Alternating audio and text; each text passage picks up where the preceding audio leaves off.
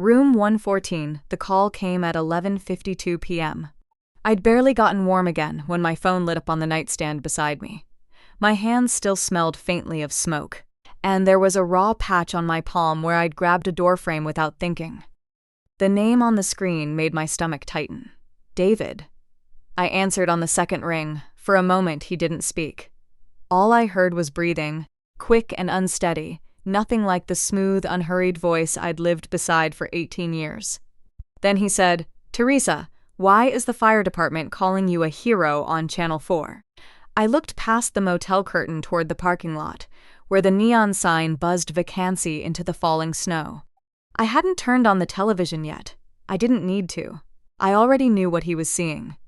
8 hours earlier, my husband had asked me not to come to his New Year's Eve dinner. That wasn't the moment our marriage broke. It was simply the moment I finally understood it already had. 3 days earlier, everything still looked ordinary. The apartment building where David's architecture firm had its offices was decorated with actual pine garland along the lobby railing, the kind his partner, Frank Delgado, insisted on every year because plastic, in Frank's words, photographs cheap. I was 42. David was 45. We'd been married 18 years, long enough to know exactly how the other took their coffee, but not always what the other was actually thinking anymore. People assume marriages collapse because of one terrible event. Most don't. Most fade quietly. One skipped dinner, one forgotten anniversary, one conversation where someone stops asking how your day went. By the time either person notices, the distance has already settled into the furniture. I'd stepped back from my own graphic design career 9 years earlier, after our son Caleb was born with a heart condition that meant years of specialists and a schedule that couldn't survive a full-time job on top of it. Caleb was healthy now, in 7th grade, mostly independent, off at his father's parents' house for winter break that particular week. I'd meant to go back to freelance work eventually. I still meant to.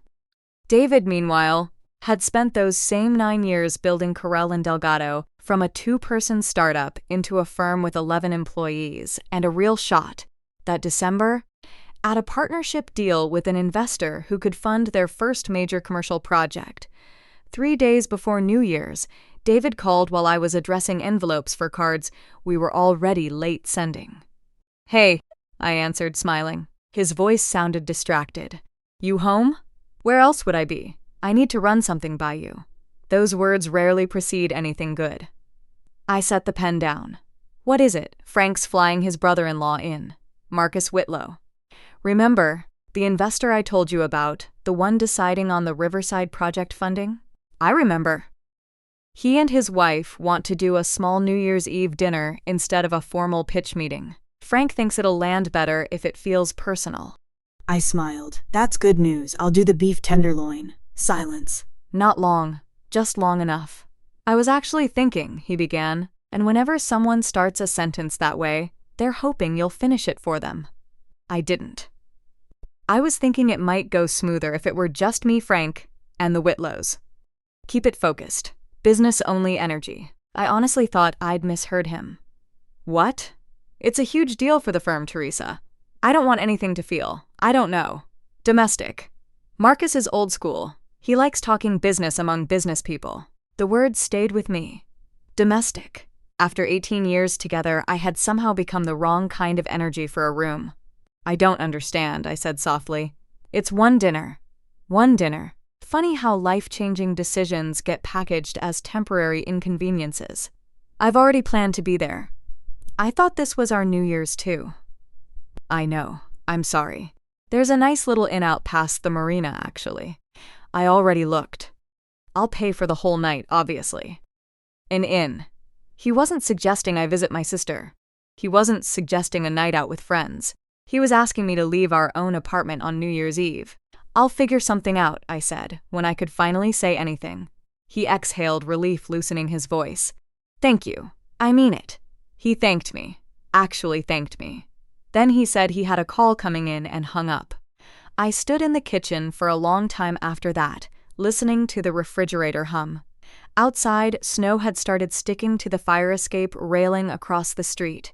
Nothing had changed in the room except somehow everything had. The next morning, I packed one small bag.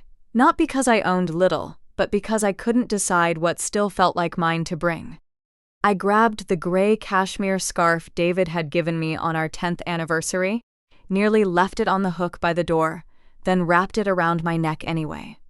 Whatever happened next, I refused to leave every good memory behind in that apartment. I locked the door quietly behind me. I had no idea that by the time the ball dropped that night, half the state would know my face. The Lakeview Motor Inn sat off Highway 61, north of Duluth, the kind of place people use passing through, not when their own apartment is 15 minutes away. The vacancy sign flickered against the dark. A string of half-lit Christmas bulbs still hung above the office door, left up past their season.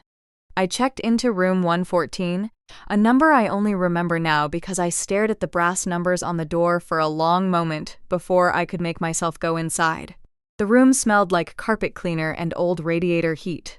One bed, one chair, a television bolted to the wall, a window that looked out over a half-plowed parking lot, and, beyond it, the gray edge of Lake Superior.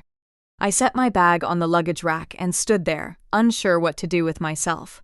At home, there would have been a table to set, a tenderloin to season, candles to light before guests arrived.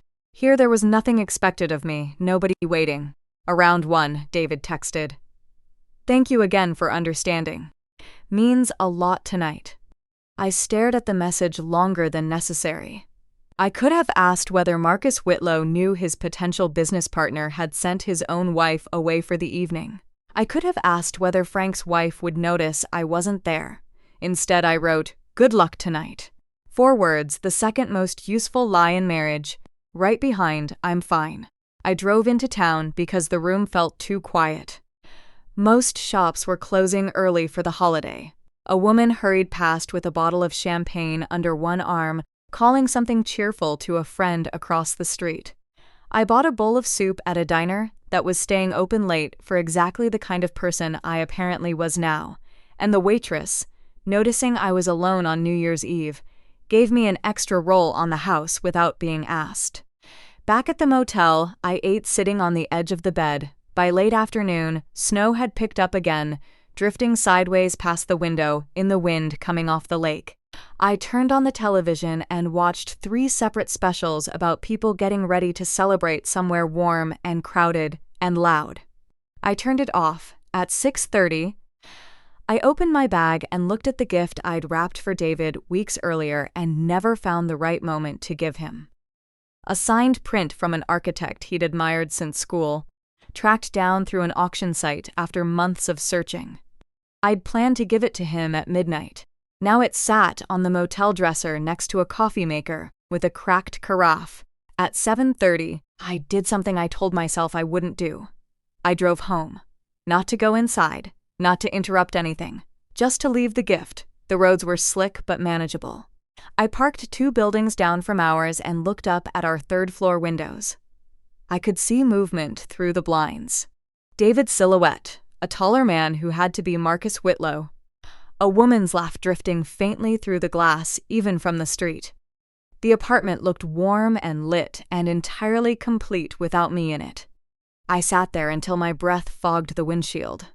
Then I carried the wrapped print up to our door, set it against the frame, and turned to leave before I could talk myself into knocking.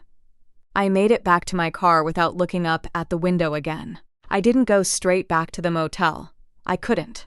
The thought of that room and its cracked coffee carafe made my chest tighten, so I kept driving, past a strip of closed shops and a park where somebody's string lights were still blinking on an empty gazebo. Just past 9, I noticed something wrong before I could name it. A strange orange glow reflecting off the snow on Birch Street, 2 blocks from the lake.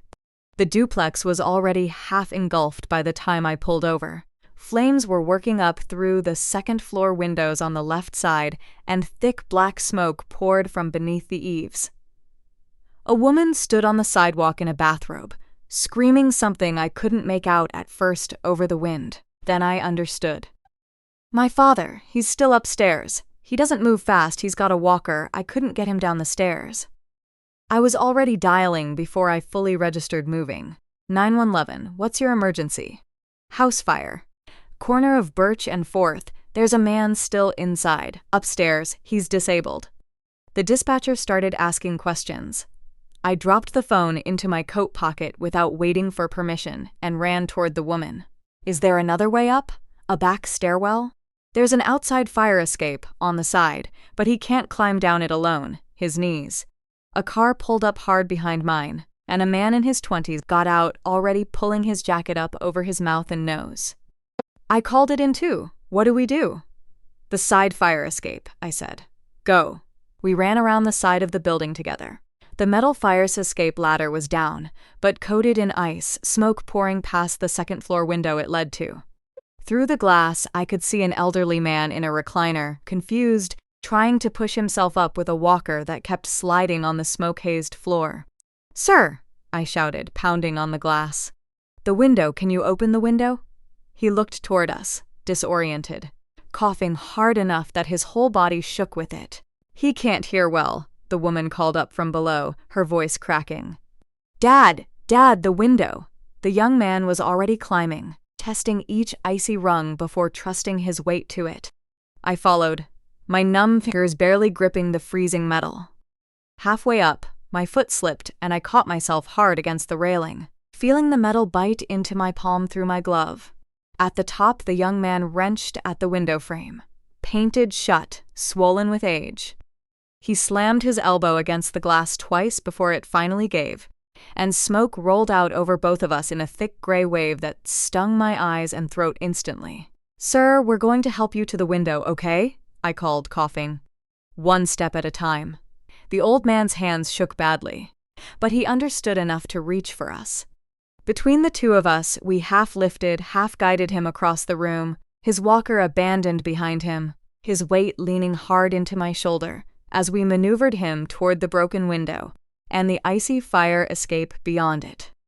I've got his other side, the young man said, and together we lowered him down the first few rungs, his spurs nearly sliding twice before I wedged my own foot beneath his to give him something solid to find.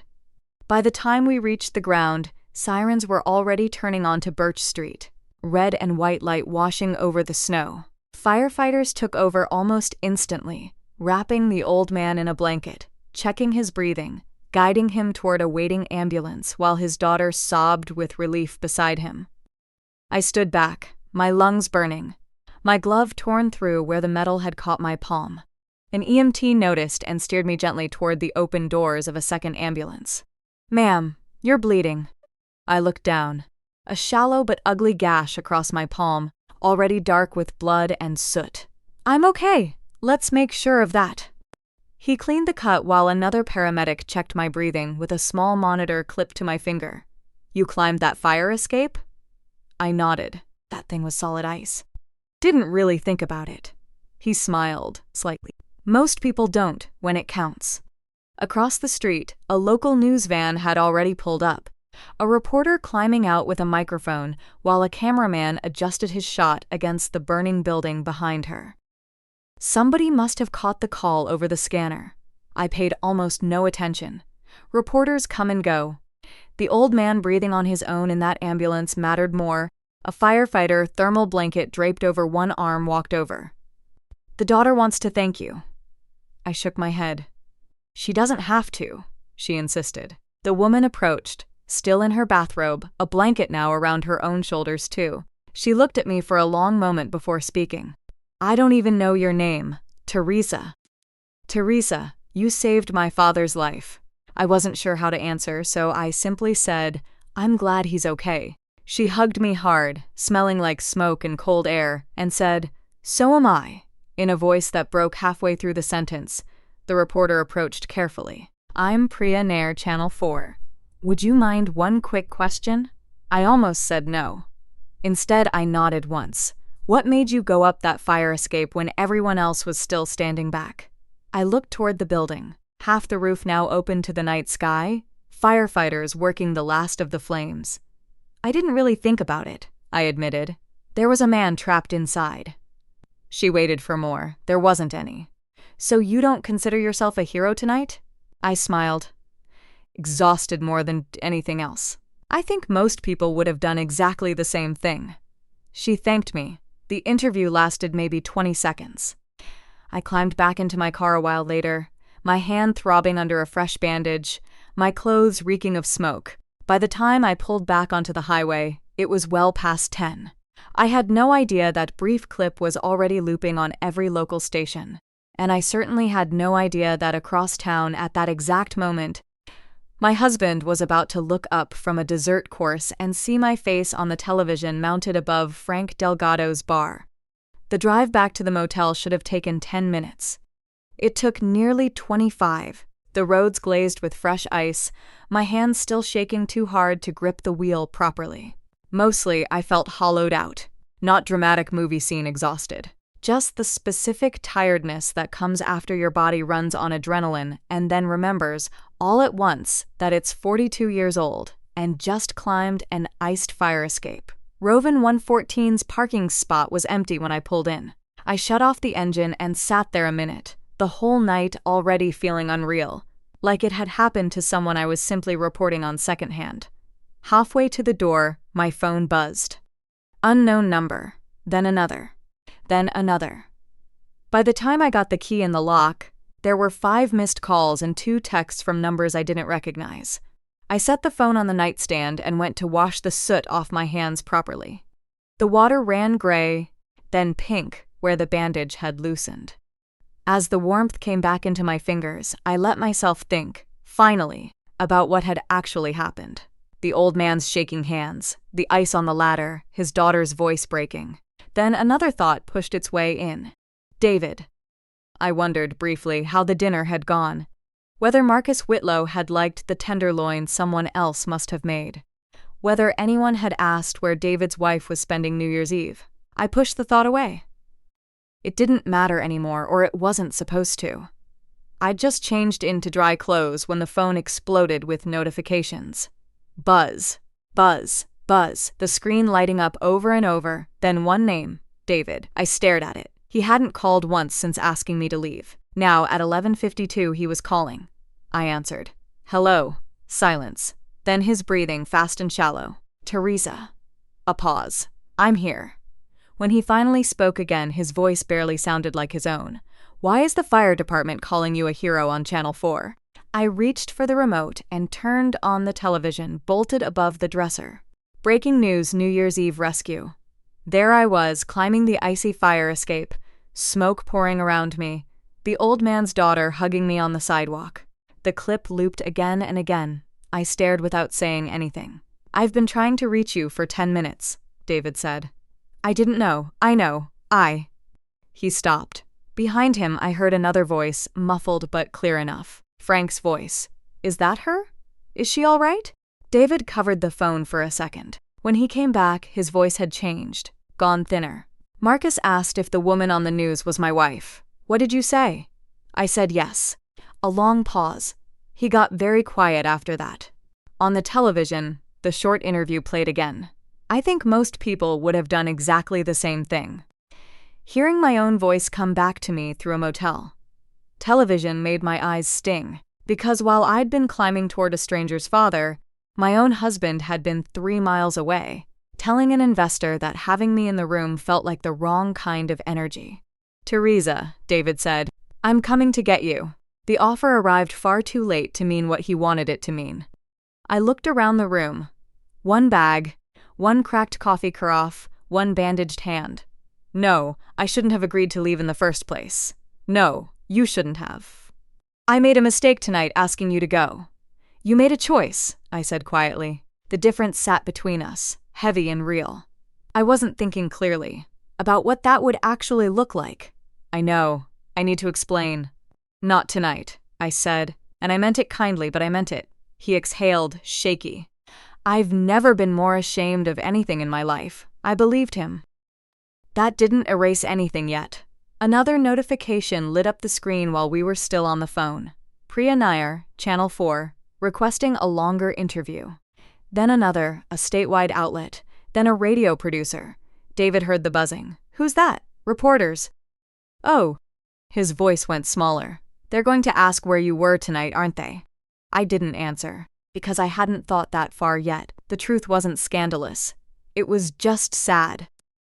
Please don't tell them, David said. About tonight. About the dinner. I looked back at the television, the footage looping again. Then I thought about our apartment, the wrapped print I'd left leaning against our door. I haven't decided to tell anyone anything, I said. I appreciate that. I didn't say I was protecting you. Longer silence this time. Finally, I said, go back to your guests, David. They already left. That surprised me. When? About 15 minutes after the news started playing behind the bar. I didn't ask why. I already knew, because some moments expose a person more completely than any conversation could. David had spent the evening trying to impress a man deciding whether to trust him with a major investment. Instead, that same man had watched a television and learned exactly how David had treated his own wife to make room for the pitch. I hope you get some sleep, David said quietly. So do I. The call ended. I set the phone down and looked out at the snow still falling over the empty parking lot, the lake somewhere out there in the dark beyond it, and somewhere across town, on every channel, a woman who used to design book covers for a living, running toward a fire because there hadn't been anyone else close enough to help. I woke the next morning, New Year's Day, to pale winter light through the motel curtains. For a few seconds I forgot where I was. Then I remembered. The bandaged hand, the smell of smoke still clinging faintly to my hair even after the shower. My phone had finally quieted some time before dawn. When I checked it, there were dozens of messages. Old coworkers, my sister Meg 3 times, neighbors, people from Caleb's school, all some version of the same thing. Saw you on the news. Are you okay? So proud of you, one stood apart. Priya Nair, the reporter. Therese, I know last night was a lot. If you're open to it, I'd like to hear more of your story sometime. Not just the fire. I set the phone down. For 9 years, I'd quietly managed Caleb's appointments and cared for a house and let my own work sit in a drawer I told myself I'd get back to. The fire didn't make me extraordinary. It just placed an ordinary decision under extraordinary circumstances. I checked out of the motel and stopped for coffee at a small bakery near the lake. The woman behind the counter recognized me immediately. You're the one from the fire last night. I guess I am. She wouldn't let me pay. New Year's, she said. Let somebody else carry something for once. Around noon, Priya called again, and this time I answered. We met at a bench overlooking the frozen edge of Lake Superior. No cameras, just her notebook and 2 coffees. For close to an hour, she asked about Caleb, about the design work I used to do, about what had gone through my mind climbing that fire escape. She never pushed for more than what was true. Near the end, she asked one final question. Where were you supposed to be last night, before all this happened? I looked out at the ice forming along the shoreline. I was supposed to be home. She waited. My husband had an important dinner. An investor. He thought it would go better without me there. She didn't write anything right away. Was that your choice? I looked at the coffee warming my bandaged hand. No. That single word carried 18 years inside it. Priya closed her notebook. You don't have to say anything else. I know. But sometimes one honest sentence explains more than a long, angry one would. Her article ran that evening. It wasn't really about a rescue. It was about ordinary kindness showing up when nobody expected it to. Near the end, one short paragraph. Teresa Carell said she'd expected to spend New Year's Eve at home, but circumstances changed those plans. She hopes the family she helped will remember they rang in the new year together. She never named David. She didn't have to. By the next day, the piece had traveled well beyond Duluth. Comments came in from people who'd spent holidays alone, feeling like an inconvenience in their own homes. One stayed with me for a long time. Sometimes, the hardest part isn't being disliked. It's realizing someone found it easier without you there. That same week, David walked into the office to grab some files and found Frank near the elevator, holding his coat. Morning, David said. Frank studied him a long moment. I read the article, so did Marcus. David said nothing. You know what Marcus told me on the phone this morning? Frank asked. He said it wasn't the fire that impressed him most. It was that Teresa never blamed anybody, in any of it. David looked down at the floor. "I've watched people in this business for 25 years, Frank said. How somebody treats the person who actually loves them tells you everything you need to know about how they'll treat a partner, a client, anybody. I hope you fix this, David, before it's actually too late." He left David standing by the elevator a long time after the doors closed. Meanwhile, I drove to my sister Meg's place outside town. When he opened the door, she didn't say, "I saw the news." She just hugged me, the kind of hug that doesn't ask anything first. That evening, drying dishes together, she asked, "What happens now?" "I honestly don't know. Do you still love him?" I smiled, a little sadly. "That's not the hard question." "What is?" "Whether I can trust who he's actually decided to be." She nodded. Some marriages don't end because love runs out. They end because respect leaves the room first, quietly, and nobody notices until it's already gone. That night, one text came through. "I don't expect forgiveness right away. I just hope someday you'll believe how sorry I actually am." I looked at it a long time, then turned the phone face down without answering. Some apologies deserve to be heard eventually. But every apology has to wait until the person receiving it is finally ready to hear it. 3 weeks passed before I heard David's voice in person. I'd started volunteering at the same church where the fire victim's family had ended up staying temporarily, helping sort donated coats and blankets that had come pouring in from around the state after the story spread. It had become, unexpectedly, a kind of life of its own. Not because I'd become well-known, but because I'd remembered I still had something to give that had nothing to do with managing someone else's schedule. That Tuesday, sorting coats by size, I heard my name, Teresa. David stood in the doorway, hands in his coat pockets, looking smaller than I'd ever seen him. No speech prepared, no flowers. "I wanted to say this without a phone between us," he said. I nodded. I've spent 3 weeks trying to understand how I turned into someone who could ask his own wife to leave on New Year's Eve. I kept telling myself it was one dinner. I didn't interrupt. "But it wasn't one dinner," he said. "It was every late night I chose the firm over you. Every time I assumed you'd just always be there, whenever I finally had time. I didn't lose you that night, Teresa. I'd been losing you for years before it. That night was just the first time it became visible. The honesty in it settled between us, not as an excuse, as recognition.